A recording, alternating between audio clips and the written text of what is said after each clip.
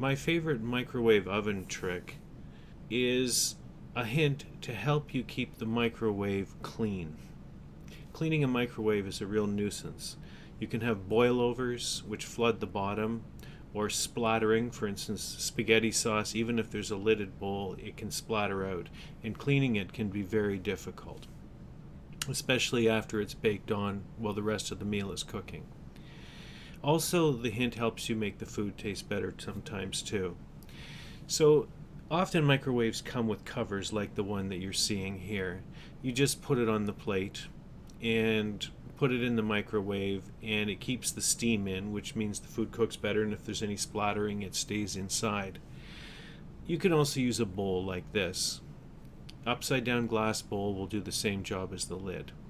However, I've discovered that, for instance, let's use these green beans in water as an example.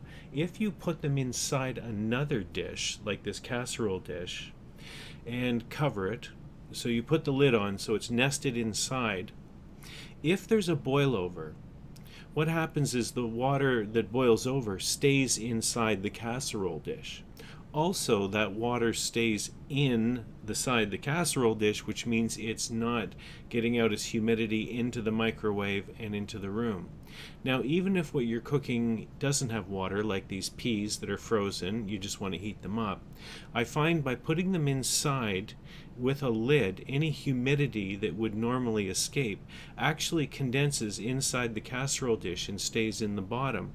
The good thing about that is, as it's cooking away, the steam is still cooking the food, and you don't get the dry parts that you normally get if you don't nest it like this. I've discovered it works beautifully for rice. This red rice here actually cooks better and is not dry in the edges around the bowl like it normally would be, because the humidity stays inside the casserole dish.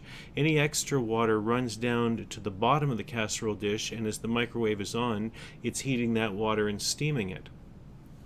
So here's a case with the green beans. You can see the water did boil over, but it was captured inside the casserole dish, meaning it didn't spill all over the microwave tray. It makes a huge difference for keeping it clean.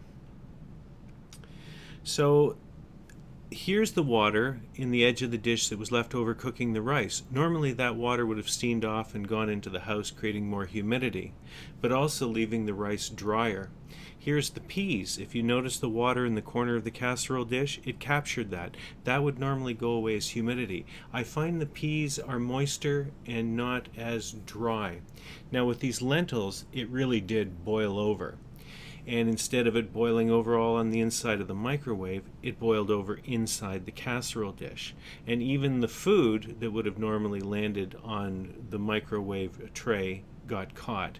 And you can see here the amount of liquid and lentils that were left over.